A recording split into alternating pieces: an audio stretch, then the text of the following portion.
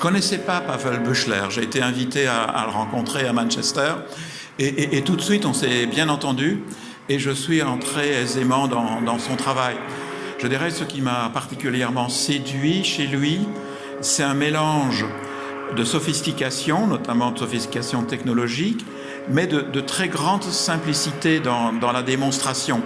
Il y a au bout du compte comme une économie de moyens couplée à une force de résultats.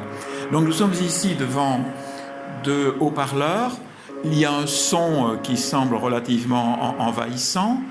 Et puis quand on se laisse prendre par la mélodie du son, on s'aperçoit qu'il y a comme une complainte, qu'il y a comme une demande d'aide, et de fait, c'est de cela dont il est question.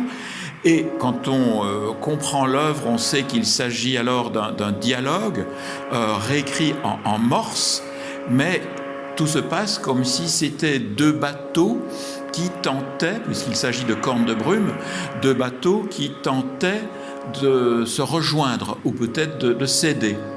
Et c'est là où les interprétations vont peut-être commencer à s'ouvrir, et c'est là où je parlerai moi-même de force de l'œuvre.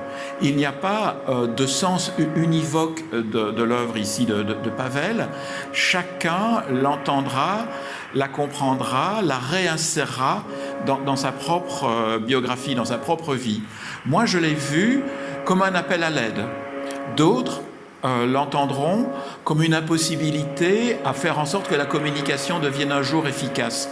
On cherche à l'être, on n'y arrive pas, et toujours on recommence avec le même espoir d'un jour y arriver.